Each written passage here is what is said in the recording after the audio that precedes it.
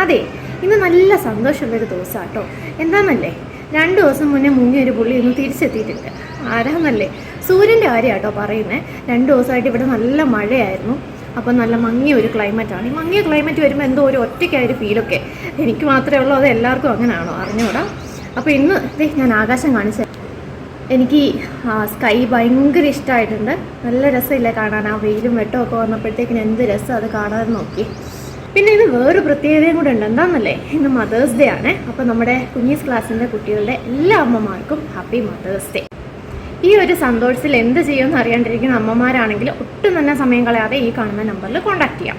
എന്നിട്ട് നിങ്ങളുടെ കുട്ടികളൊക്കെ ഏത് ക്ലാസ്സിലാണ് പഠിക്കുന്നത്, ഏതൊക്കെ സബ്ജക്റ്റാണ് അവർക്ക് ഡിഫിക്കൽട്ട് ആയിട്ടുള്ളത്, ഇൻഡിവിജ്വൽ ട്യൂഷനാണോ വേണ്ടത്, ഗ്രൂപ്പ് ക്ലാസ് ആണോ വേണ്ടത്, അങ്ങനെയുള്ള ഡീറ്റെയിൽസ് ഒക്കെ നമ്മളെ അറിയിക്കാം.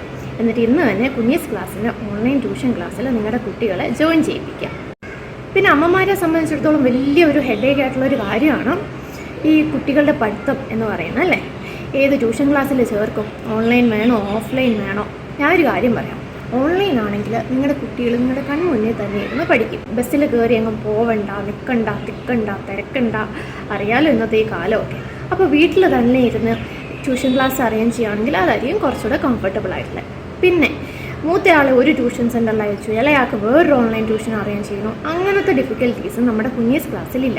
എന്താണെന്ന് ചോദിച്ചാൽ നമുക്ക് CBSE എല്ലാ ക്ലാസ്സുകളിലും പഠിക്കുന്ന കുട്ടികൾക്ക് നമ്മൾ ഓൺലൈൻ ട്യൂഷൻ ക്ലാസ് എടുക്കുന്നുണ്ട്.